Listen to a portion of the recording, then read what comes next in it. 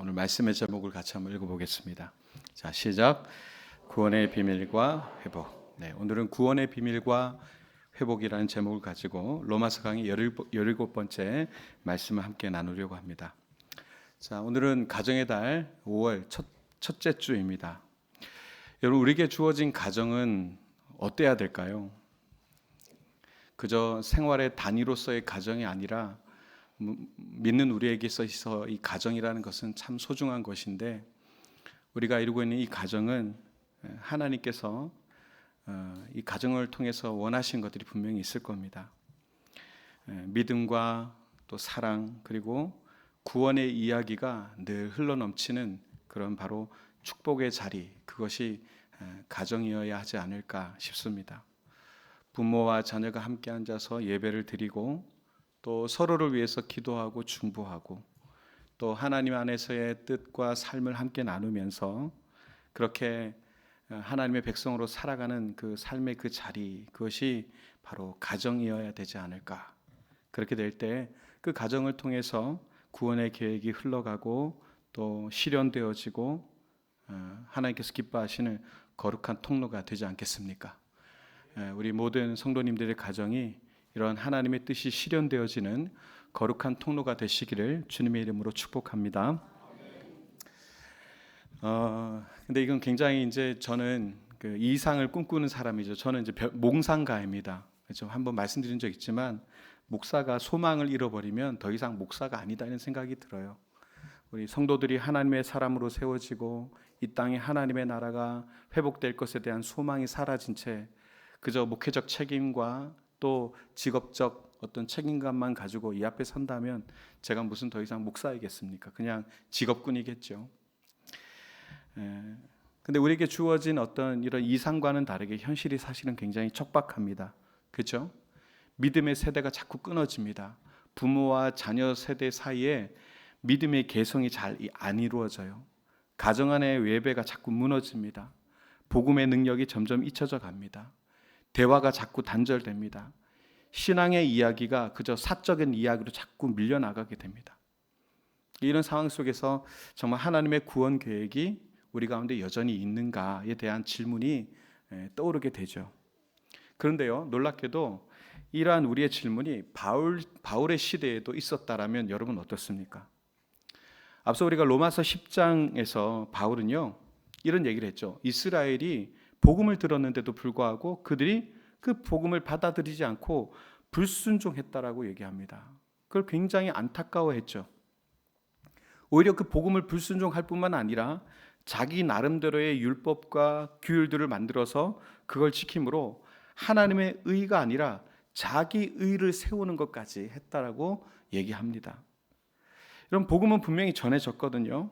그리고 그 복음을 듣고 누구든지 그 이름을 부르고 또 그 이름을 인정하는 자는 구원을 얻는다고 했지만 이스라엘은 그것을 받아들이지 않았습니다. 바로 이러한 상황에서 로마서 11장이 이제 오늘 시작되는 것이죠. 1절에서 그렇게 얘기합니다. 그렇다면 하나님이 자기 백성을 버리신 것인가? 이게 묵직한 질문이 나오죠. 오늘날도 비슷한 현실을 마주하게 됩니다. 여러분 교회를 보십시오. 교회는 참 강단에서 이런 얘기하는 것이 참 어렵습니다. 교회가 굉장히 쇠퇴하는 그런 모습들, 또 믿는 자들, 목회자들도 말할 것도 없고요. 너무나 많은 사회 안에서의 실수를 연발하고 있고, 그렇게 세상의 혼란들을 보면서 과연 하나님은 어떻게 일하시는가? 하나님은 지금도 일하고 계신가? 정말 하나님이 우리와 함께 하신가라는 어떤 회의적인 생각이 들 때도 있습니다. 많은 젊은이들이 기성세대의 그런 이중성을 보면서 교회를 떠나기도 하고, 또 사회는 이 교회를 또 비난을 하는 그런 모습들을 보게 됩니다. 그러면서 많은 사람들이 신앙을 포기하거나 더 이상 교회는 소망이 아니다라고 얘기하면서 단정하는 그런 모습들도 있죠. 마치 당시 사람들이 하나님이 자기 백성을 버리신 것이 아닌가라는 의문이 일었던 것처럼 이 시대도 또한 그런 모양으로 있는 것 같습니다. 그런데요, 바울이 뭐라고 얘기하냐면 그 질문을 던지고 나서 이렇게 얘기합니다. 그럴 수 없느니라. 절대 그럴 수 없다. 하나님이 이스라엘을 그러면 버리셨느냐? 하나님이 그럼 우리를 버리신 것이냐? 근데 그럴 수 없다. 아주 강력하게 외치고 있습니다. 왜냐하면 하나님은 자신이 세우신 언약을 결코 저버리지 않은 신실하신 하나님이신 것을 믿기 때문이었습니다. 그것이 진리였기 때문에.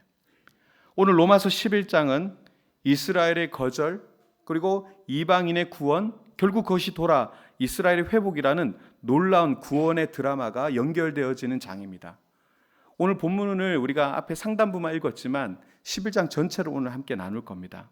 오늘 말씀을 통해서 하나님의 구원 계획 속에 담긴 비밀과 회복의 메시지를 함께 나눌 때에 우리에게 큰 은혜와 도전이 있으시기를 바랍니다. 자, 로마서 11장의 첫머리에서 바울은 중요한 질문을 던지죠. 아까 읽었던 대로 그러므로 내가 말하노니 하나님이 자기 백성을 버렸느냐 그렇게 질문을 던집니다. 자, 이 질문은요 단순한 궁금증이 아니라 10장까지 쭉 이어온 이스라엘의 불순종에 대한 아주 무거운 결론과도 같은 그런 느낌이죠.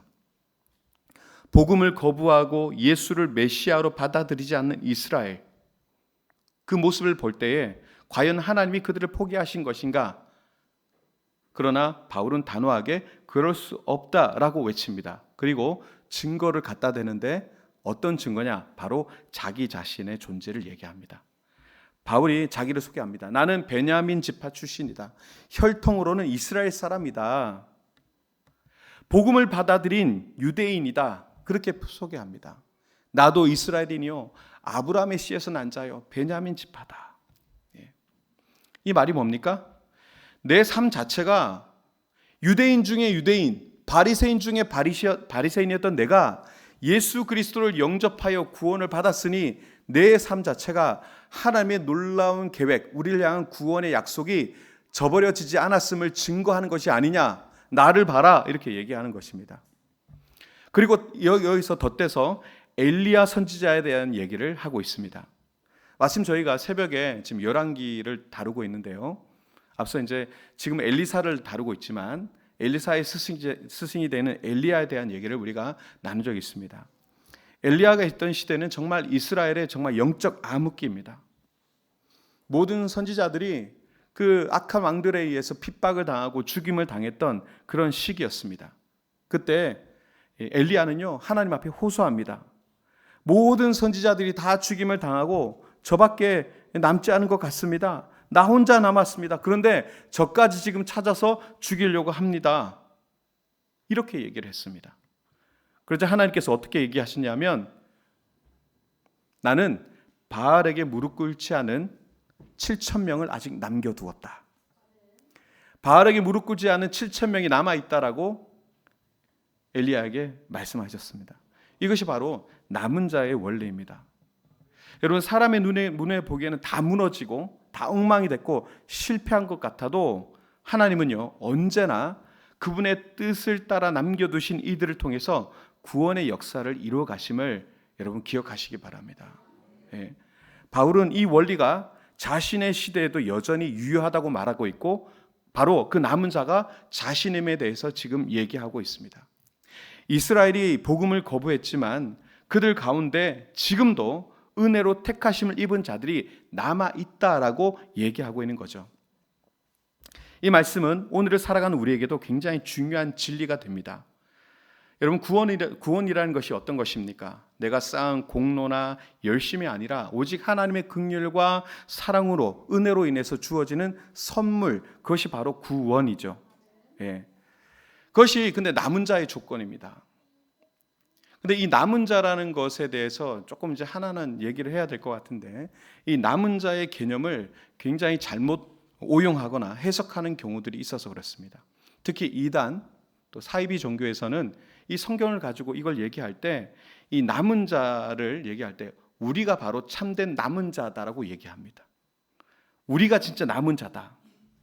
그리고 그 단체나 그 조직에 소속되면 구원을 받고 남은 자가 되는 것이며 그 외에는 다 멸망길로 간다. 구원받을 수 없다라고 얘기합니다. 그러니까 이 남은 자라는 그 명칭을 자신들의 특권으로 삼는 거죠.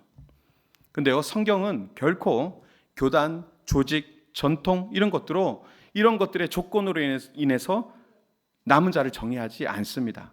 여러분, 남은 자라는 것은 뭡니까? 어느 시대든지 하나님의 은혜, 십자가의 은혜, 그것을 붙들고 믿음을 지켜가는 이들, 그것이 바로 남은 자입니다.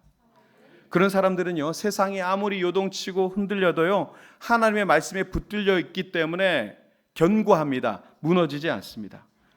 여러분, 저와 여러분들도요, 이렇게 영적으로 혼탁한 시대에, 말세를 살아가는 이 시대에 하나님께서 여러분들을 부르셨습니다. 왜 부르셨습니까? 자격이 돼서, 실력이 돼서 그렇게 한 게 아니라 오직 하나님의 은혜로 저와 여러분들을 부르셨어요. 그래서 저와 여러분들은 바로 하나님 앞에 이 시대에 남은 자로서의 부르심을 받은 자들이라는 것을 기억해야 됩니다. 그렇다면 우리가 이 시대에 우리가 붙들어야 되는 게 뭘까요? 내가 어디에 소속돼 있어? 나는 어디에 누구 편이야? 이게 아니라 하나님의 말씀과 은혜에 반듯하게 서 있어야 됩니다. 그것이 남은 자의 조건입니다. 혹시 여러분들이 가진 신앙이나 또 지금 믿음이 참 너무 초라하다, 내 믿음이 너무 연약하다 이런 생각이 들거나 참 믿음 지킨다는 것이 너무 힘들고 외롭다, 힘겹다 이런 것들이 느껴지십니까? 여러분, 그때마다 바울을 기억하십시오. 그리고 엘리야를 기억하십시오. 여러분, 그들의 모습을 한번 보십시오. 인간적으로 보면요, 너무나 초라했습니다. 엘리야는 하나님, 제가 여기에 딱 죽기가 좋을 것 같습니다. 여기까지인 것 같습니다. 다 죽었습니다. 차라리 저를 여기서 죽여주십시오. 이렇게 얘기할 만큼 그가 선지자였음에도 불구하고 그렇게 연약한 상황 가운데 있었습니다. 바울은 어떻습니까? 지금 이렇게 믿음으로 선포하지만 그의 삶의 여정을 보면 너무나 비참합니다. 늘 붙들려 잡혀서 감옥에 갇히고 태를 맞고 늘 죽음 앞에 서 있는 그런 모습처럼 위태하게 살아갑니다. 그러나 여러분 보십시오. 그 한 사람 엘리야를 통해서, 그리고 그의 제자 엘리사를 통해서 그 역사는 이어져 나갔고, 바울을 통해서 이방 선교의 사역은 여기까지 이르게 되었습니다. 여러분, 하나님은요, 우리의 실력과 어떤 우리의 능력과는 다르게 부리신 연약한 우리를 통해서 하나님의 일을 이루어 가신다는 것을 여러분 기억하시기 바랍니다.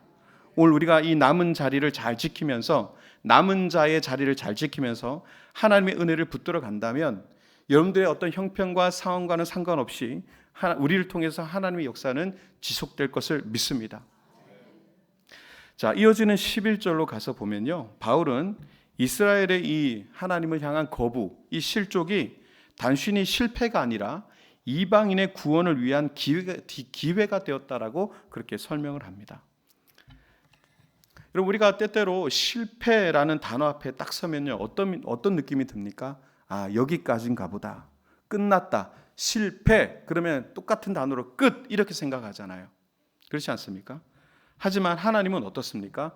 우리의 실패, 우리의 낭패, 우리의 잘못된 선택, 세상에서는 그런 것들이 용납이 안 됩니다. 그런데 하나님은요, 우리의 실패조차도 구원의 도구로 사용하시는 분이시다라는 것을 오늘 본문을 통해서 보여주고 있습니다. 바울은요, 이 사실을 너무너무나 잘 알았고 이것을 강조하고 있는 겁니다. 여러분, 이게 바울이 오늘 이 본문 안에서 얘기하고 싶은 것이요, 얼마나 깊은 내용인지 몰라요. 우리 하나님이 어떤 분이신지, 우리 이스라엘의 유대인들이 하나님을 패역하고 하나님을 저버리고 복음을 거부했음에도 불구하고 그것을 통하여 이방인들을 복음화시키고 또 이방인의 복음을 통해서 유대인들의 시기를 이끌어내어 그들 또한 구원하게 되는 하나님의 놀라운 구원의 계획이 여기에 서려 있다는 것을 바울이 얘기하고 싶은 거예요. 우리의 실패조차도 구원의 도구로 바꾸시는 하나님, 그 하나님을 지금 강조하고 있는 겁니다.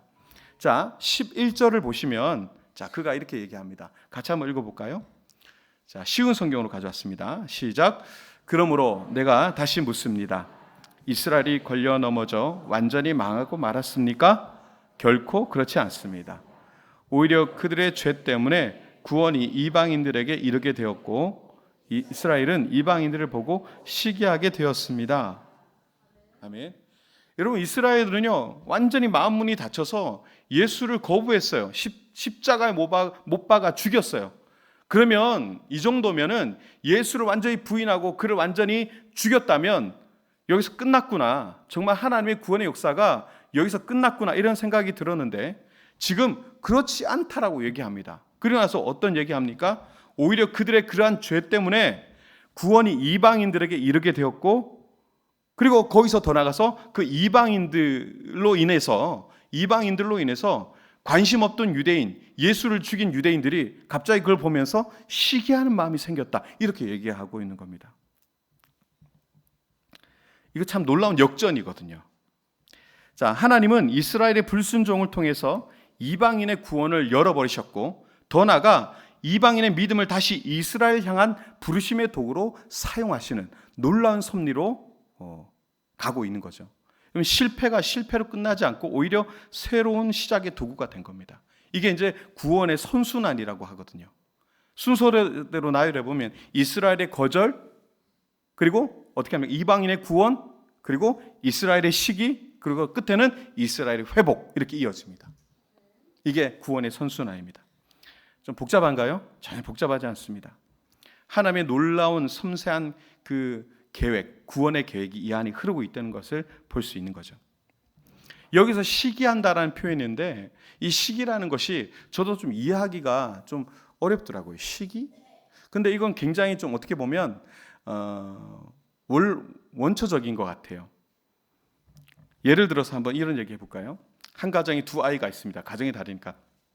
아이가 둘이 있는데 첫째가 둘째가 있어요. 근데 첫째가 약간 사춘기가 왔나 봐요. 반항기가 넘쳐요. 엄마랑 얘기 나누다가 틱틱거리더니 하고 소리 지르고 방으로 들어가서 문을 꽝 하고 닫아버렸어요. 근데 엄마가 이제 둘째가 있잖아요. 둘째가 눈치가 빠릅니까? 느립니까? 예, 저희 집도 둘째가 있습니다. 이제 첫째가 그렇게 들어가는데 둘째가 엄마랑 같이 앉아 있는데 콩냥콩냥 얘기를 잘 나누는 거예요. 엄마 이렇게 얘기하면서 그 엄마가 야 떡볶이 해줄까? 뭐 치킨 구워줄까? 이렇게 하고 막 얘기 나누면서 이렇게 먹고 있어요. 그랬더니 문을 쾅 닫고 들어간 그 큰애가 계속 방 안에서 뭔가를 해야 되는데 귀가 어디로 가 있죠? 밖으로 계속 나게. 근데 가만히 들어보니까 엄마랑 동생이랑 뭔가 굉장히 재밌는 얘기 막 깔깔깔 하면서 얘기 나누고 그러고 있는 거예요. 계속 듣다 보니까 마음에 뭐가 생기죠? 시기 질투가 생기는 거예요. 이씨, 나도 없는데. 그러면서 이렇게 쳐다보고 있다가 또 문에다 귀를 댔다가 또 치킨까지 시켰네. 그래갖고 슬그머니 문을 탁 열고 나가서 쓱 하고 식탁에 딱 앉는 거죠. 이해가 쉽게 되시죠? 애들이 좀 있을 줄 알고 그랬는데 연휴라 다 갔네요. 그렇습니다. 이러한 시기라고 볼 수 있죠. 자, 이렇게 이야기를 나눈 후에 바울은 다시 방향을 딱 틀어서 13절부터는 이방인 그리스도인들에게 또 얘기합니다. 자, 이 대목에서 바울은요, 이방인 신자들에게 아주 중요한 경고를 하는데 17절, 18절의 내용이 그렇습니다. 이걸 제가 요약을 해보면 이렇습니다. 너희가 이 자리에 오게 된 것은 너희의 공로가 아니라 하나님의 은혜다. 그러니 지금 구원을 부인하고 예수 그리스도를 부인했다고 해서 이스라엘을 무시하거나 또 스스로 교만해지지 말아야 된다라고 경고하고 있습니다. 그러면서 감람나무 비유를 드는데요. 자, 본래 이스라엘이 참 감람나무이고 이방인은 돌 감람나무였습니다. 자, 돌 감람나무인 가지인 이방인이 이제 이 참 감람나무에 있었던 참 가지가 있잖아요. 이것이 이제 유대인 이스라엘인데 이것이 잘려나갔단 말이에요. 단절됐단 말이에요. 근데 그 자리에 돌감람나무가 접으로 탁 붙은 겁니다. 자랑할 수 있습니까? 없습니까? 이건 임의로 붙여준 거기 때문에 지잘난 게 아니에요. 은혜로 거기다 꽂아준 거거든요. 자, 그런 예를 들고 있습니다. 그러니까 이 시대에 아주 시청각적인 그런 예화를 들어서 말씀해 주시는 거죠. 그리고 더 나가서 20절에서는 이렇게 얘기합니다. 20절에 보면 옳도다. 그들은 믿지 아니함으로 꺾이고 너는 믿음으로 섰느니라. 높은 마음을 품지 말고 도리어 두려워하라. 예. 저 유대인들은 이스라엘은 믿지 않음으로 꺾였고 너희들은 믿음으로 지금 여기에 접붙여졌다. 그러니 높은 마음을 품지 말고 교만한 마음, 오만한 마음을 품지 말고 오히려 너희도 저렇게 꺾여져 갈 수 있음을 기억하고 두려워하라. 이렇게 얘기하고 있는 겁니다. 하나님께서는요, 본래 가진 이스라엘도 꺾으셨어요. 하물며 접붙여진 가지가 믿음을 잃고 또 교만하다, 예수 그리스도를 부인한다, 이러면 어떻게 하겠습니까? 가만히 놔두시겠습니까? 여러분, 그렇습니다. 우리도 이 말씀 앞에서 우리는 좀 겸손해야 됩니다. 우리가 이 자리에 하나님 은혜 아래 서 있는 것은요, 우리의 지혜나 의로움이 아니라 전적인 하나님의 긍휼 때문입니다. 여러분들이 성도가 되고 또 직분을 얻어서 하나님 앞에 직분자가 된 것, 여러분, 내가 잘해서, 내가 능력이 돼서 됐다고 생각한다면 큰 오만입니다. 하나님의 전적인 은혜입니다. 긍휼입니다. 자격도 실력도 없는 우리를 구원하셔서 하나님의 선한 도구로서 우리를 섬김의 자리로 우리를 불러주신 것이죠. 그렇기 때문에 오늘 이 말씀 앞에서 우리는 두 가지를 함께 기억해야 되는데, 하나는 하나님의 인자하심, 그리고 하나는 하나님의 엄중하심. 인자하심과 엄중하심을 함께 기억해야 됩니다. 그렇지 않으면 우리가 받은 은혜가 헛되이 될 수 있습니다. 이 자리에서 항상 겸허하게, 겸손하게, 두려움과 떨림으로 하나님을 경외하는 그런 신앙생활 되시기 바랍니다. 자, 그렇다면 여기서 질문을 우리가 하나 할 수 있는데요. 그러면 이스라엘이 이렇게 딱 단절되어져서 꺾여 나가 버렸는데, 그러면 돌아올 수 있습니까? 저들의 완악함 때문에 저들은 끝난 게 아닙니까?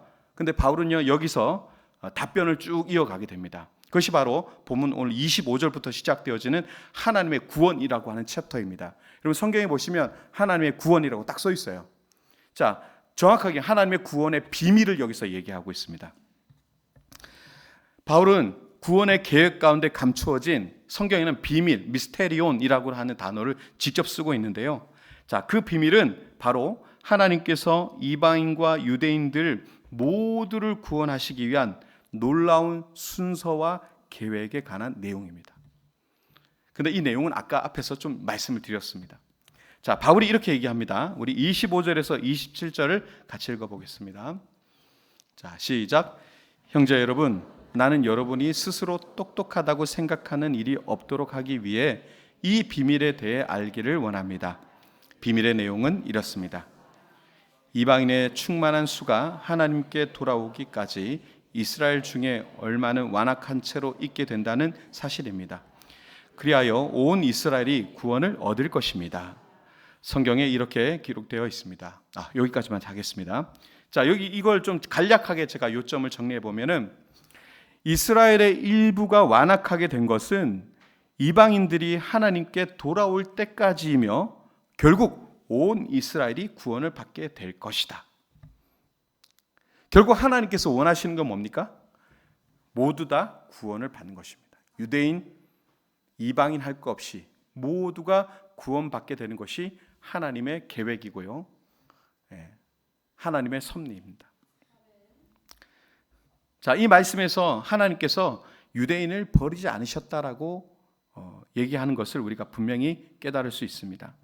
그들이 일시적으로는 복음을 거부했지만 그것으로 끝난 것이 아니라는 것이죠. 오히려 그것이 계기가 되어져서 이방인들에게 복음이 되어졌고, 복음이 전해진 이방인들을 통해서 유대인들이 시기하게 되었고, 결국 그 시기함을 통해 그들이 하나님을 만나게 되는, 이스라엘 회복을 이루게 되는, 그것으로 가게 된다, 이 얘기입니다.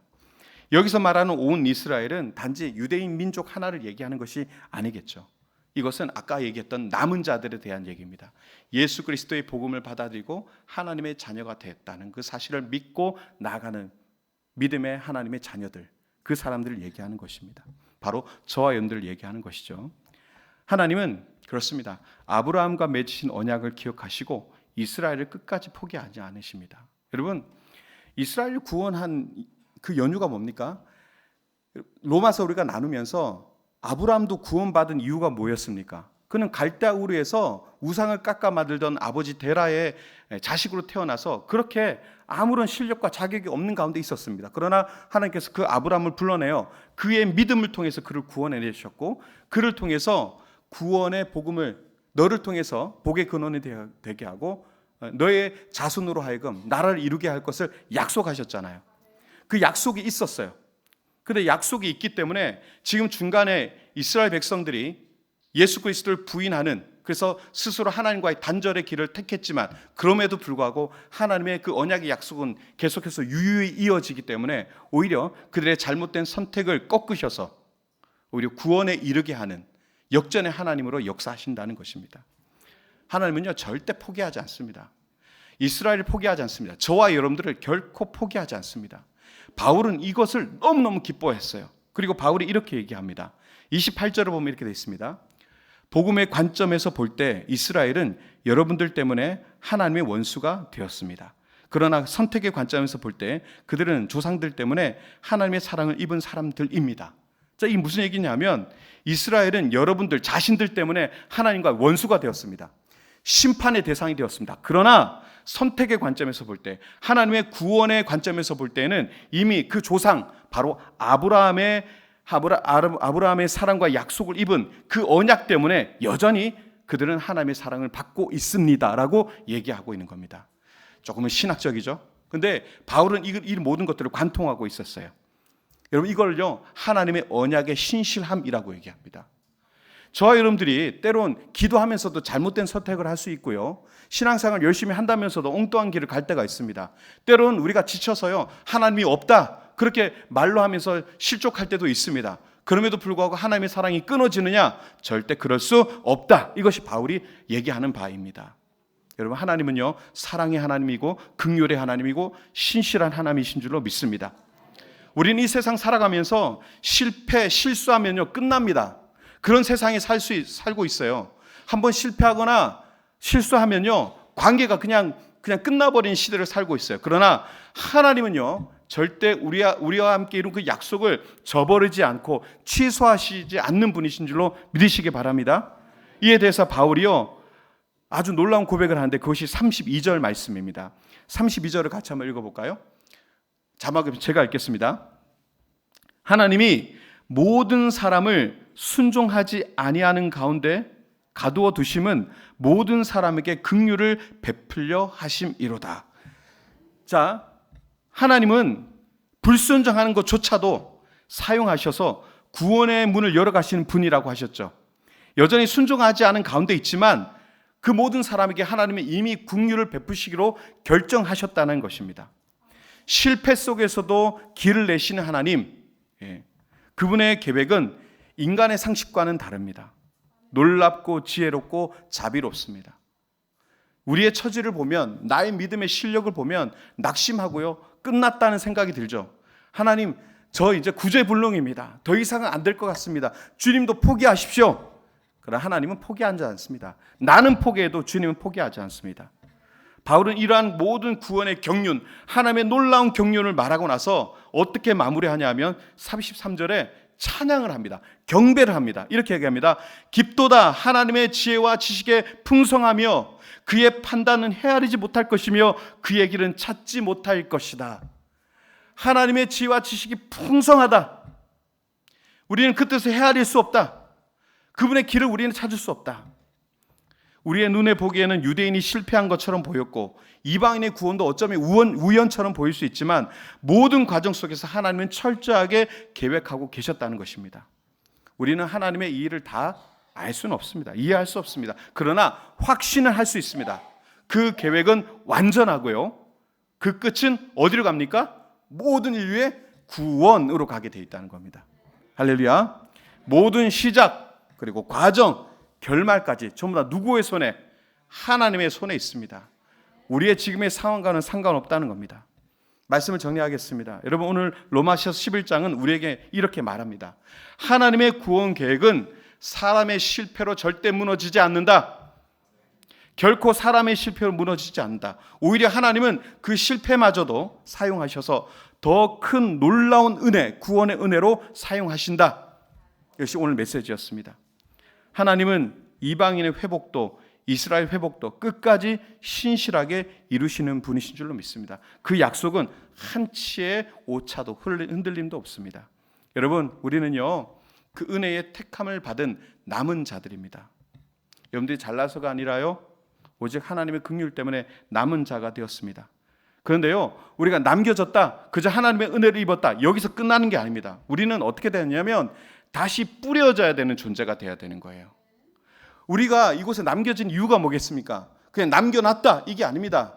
남겨놨다가 아니라 다시 뿌려져야 돼요. 여러분, 농사, 우리나라가 정말 어려울 때 보릿고기를 넘어갈 때도요 절대 먹지 않는 게 있었어요. 그게 뭡니까? 예, 종자 씨는 절대 먹지 않습니다. 그렇죠? 영적으로 이렇게 혼탁한 시대 속에서 하나님께서 우리를 뭘로 남기셨냐 하면 종자 씨로 남기신 거예요. 남겨놓고 다시 한번 소망을 일으키기 위해서 우리를 여기에 뿌리신 거라고요. 심으신 거라고요. 절대 기근 중에라도 먹지 않고 남겨두는 그 종자 씨앗과 같이 저와 여러분들을 불러주셨어요. 남겨주셨어요. 그러니 이 은혜를 우리가 가볍게 여기면 안 되겠죠. 그다음에 나는 종자 씨앗 교만해서 되겠습니까? 아니에요. 겸손하게 아무런 자격 없는 나를 선택해 주셨고 사랑해 주셨고 구원해 주셨어요. 나를 남겨주셨어요. 그렇다면 그 부르심 앞에, 그 남겨주심 앞에 우리는 뭘 해야 되겠습니까? 그 은혜에 감사하여 겸손하게 감사함으로 복음을 전하며 그렇게 응답하며 살아가는 삶이 되어야 될 줄로 믿습니다. 오늘 이 교회와 저와 여러분들이, 그죠? 저와 여러분들이 교회잖아요. 이 교회가 맡겨진 사명이 있다고요. 사람들이 다 소망 없다고 얘기할 때, 다 소망이 없다 이렇게 얘기할 때 우리는 뭘 얘기해야 됩니까? 남은 자로서 희망의 씨앗을 뿌려야 되는 게 저와 여러분들의 역할이에요. 소망이 있습니다. 하나님이 일하십니다. 하나님이 역사하십니다. 우리의 실패를 통해서도 구원을 이루신 분이 우리 하나님이십니다. 그렇게 얘기할 수 있는 저와 여러분들이 돼야 됩니다. 그리고 예수께서 그 역할을 하셨어요. 절망의 시대, 어둠의 시대, 그 시대에 예수께서 이 땅에 오셔서 그분은 섬김과 희생과 사랑, 헌신의 삶을 살아가셨고 종자씨의 역할을 감당하셨습니다. 하나의 미랄이 썩어 문드러져서 그것이 양분이 되어 많은 열매를 맺듯이 우리 또한 그렇게 부름받았다는 겁니다. 여러분, 이 말세의 이 어지러운 세상 속에 우리가 뉴스를 틀 때마다 요즘 저 뉴스 잘 안 봐요. 머리가 너무 혼탁한 것 같아요. 근데 어둠의 시대는 분명합니다. 근데 이 시대 속에서 왜 저와 여러분들을 왜 부르셨을까요? 왜 우리는 남겨졌을까요? 우리는 왜 남은 자가 됐을까요? 그걸 한번 생각해 본다면 우리가 어떻게 살아야 될지에 대해서는 너무나 방향이 분명하다고 봅니다. 여러분, 귀한 하나님의 축복의 통로, 소망의 통로, 이 땅을 살리는 생명의 통로가 다 되시기를 주님의 이름으로 축원드립니다.